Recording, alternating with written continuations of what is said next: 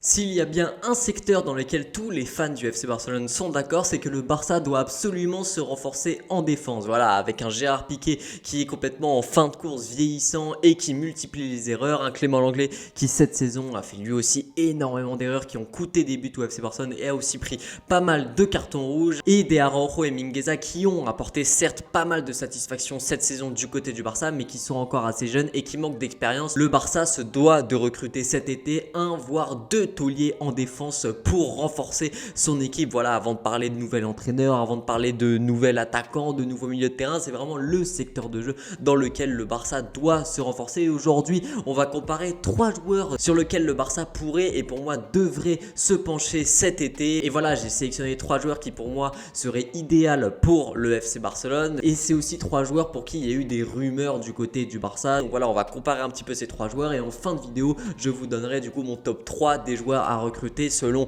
le prix, selon la faisabilité, selon les capacités et selon les besoins du Barça. Le premier joueur entre ces trois-là, c'est évidemment Matthijs de Ligt. On sait que le Barça était déjà dessus en 2019, voulait faire la paire Frenkie de Jong et Matthijs de Ligt. On sait que c'est deux joueurs qui sont très amis. C'était les deux cracks à recruter du côté de cette magnifique équipe de l'Ajax en 2019. Voilà, il était déjà à 19 ans capitaine de cette équipe de l'Ajax qui est allée jusqu'en demi-finale de Ligue des Champions en éliminant notamment la Juventus ou encore le Real Madrid. Donc voilà, c'est vraiment un superbe joueur et c'est un joueur qui adore le Barça, qui rêverait du FC Barcelone. Malheureusement, Bartomeu avait assez mal géré le transfert à l'époque et c'était l'une des raisons pour lesquelles ça ne s'était pas fait et qu'il avait finalement opté pour la Juventus Turin. Mais voilà, il s'est très vite imposé dans cet effectif de la Juve, même si sa toute première saison, ça avait été compliqué au tout début, mais ensuite il s'était très vite imposé. C'est un excellent relanceur déjà avec une moyenne de 93% de passes réussies cette saison. C'est un joueur qui est très propre, en fait, il se jette assez rarement, même s'il réussit quand même pas mal de tacles, mais il n'en tente pas énormément. Voilà, il y a 31 tacles réussis cette saison, dont 18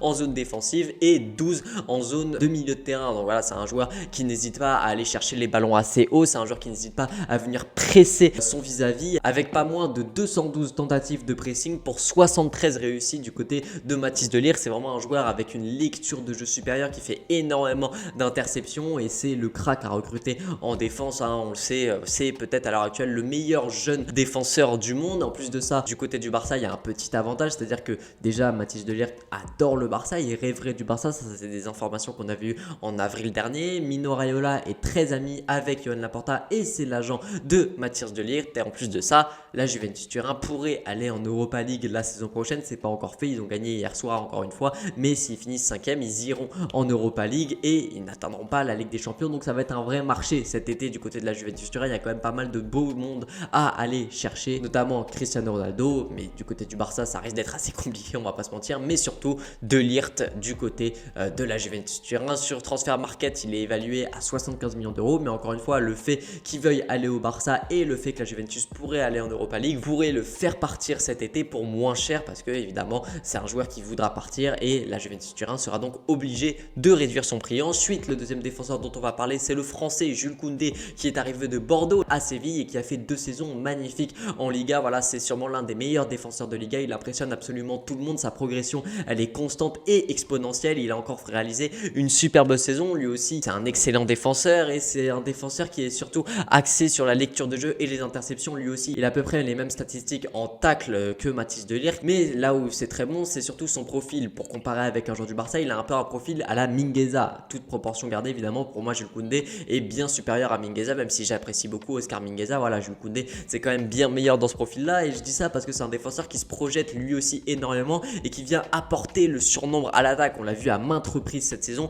que voilà, il va aller prendre le ballon, faire une chevauchée vers le dernier tiers de terrain adverse. Pour parler statistiques, encore une fois, il y a 42 chevauchées avec le ballon ayant permis d'accéder au dernier tiers du terrain adverse cette saison pour Jules Koundé, et plus de 5 km parcourus avec la balle au pied vers les buts adverses sur ces 8 km parcourus balle au pied en tout cette saison. Donc voilà, Jules Koundé c'est vraiment un joueur qui se projette énormément, qui aime beaucoup aider ses partenaires à l'attaque et qui apporte le surnombre, et c'est quelque chose qui fait extrêmement bien. Et en plus de ça, il n'a pas peur de tenter des dribbles et surtout c'est un bon dribbleur parce qu'il en réussit 30 sur 39 tentés cette saison. Donc voilà, Jules Koundé serait lui aussi une excellente recrue du côté du FC Barcelone pour voilà, mettre en concurrence Oscar Mingueza notamment. Maintenant, dans ses défauts, parfois il a des sautes de concentration Jules Koundé, notamment dans son alignement défensif. Parfois ça lui arrive de couvrir le hors-jeu, on l'avait vu notamment cette saison face au FC Barcelone sur un but d'Ousmane Dembélé, mais aussi il n'y a pas si longtemps que ça face au Real Madrid sur le but de Asensio où il couvre complètement leur jeu. Donc voilà, ça c'est quelque chose qu'il faut régler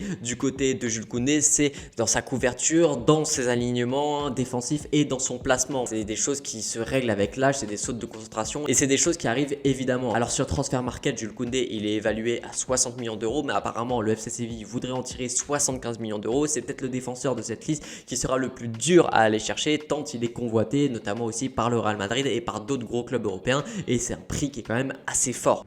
Le troisième défenseur dont on va parler, ça va être Pau Torres, le jeune défenseur de 24 ans de Villarreal qui lui aussi fait une excellente saison et même ses dernières saisons sont très encourageantes. Lui aussi progresse énormément de saison en saison et c'est sûrement sa meilleure saison là qu'il est en train de réaliser du côté de Villarreal. Alors lui, c'est un profil différent de Jules Koundé et Mathys de Ligt parce qu'il est beaucoup moins tacleur que les deux joueurs qu'on a cités précédemment. Il a la moitié de tacles tentés et réussis cette saison. Il a à peu près à 16 tacles réussis cette saison contre une trentaine pour Jules Koundé et Mathys de Ligt. Voilà, lui c'est vraiment dans la lecture du jeu, c'est vraiment dans les interceptions, c'est dans le domaine du jeu aérien. Il a aussi quelques soucis, mais son profil il est très bon aussi parce que déjà il est gaucher, c'est le seul joueur qui est gaucher dans la liste que je viens de vous citer. Et Pau Torres, la relance c'est sa spécialité. Voilà, c'est un excellent joueur de passe, c'est un joueur qui sort du pressing adverse avec une facilité déconcertante, qui fait sauter des lignes de pressing aussi et qui a un excellent jeu de passe longue. Quand je dis passe longue, c'est des passes tentées à plus de 30 mètres. Il en a tenté 474 cette saison pour 368 réussis, mais aussi dans les passes moyennes. Ce que j'appelle les passes moyennes, c'est les passes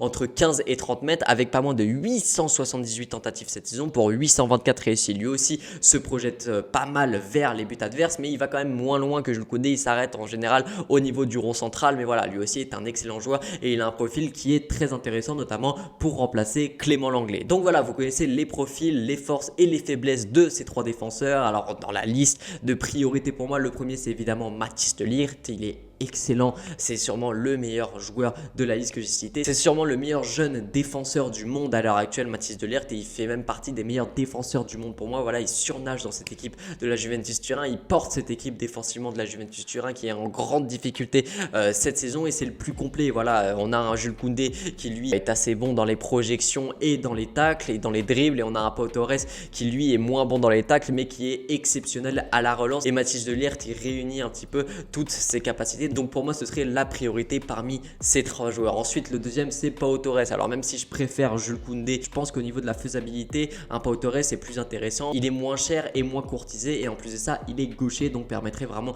de remplacer Clément Lenglet à la perfection. Et le troisième c'est Jules Koundé, même si j'adore ce joueur. Voilà, le prix pour moi 75 millions c'est beaucoup trop cher pour le FC Barcelone. Si on a 75 millions à mettre, autant les mettre sur Mathys de Ligt. Donc voilà les amis, j'espère que cette vidéo vous aura plu. C'était Franek, partagez, likez, abonnez-vous. Ciao.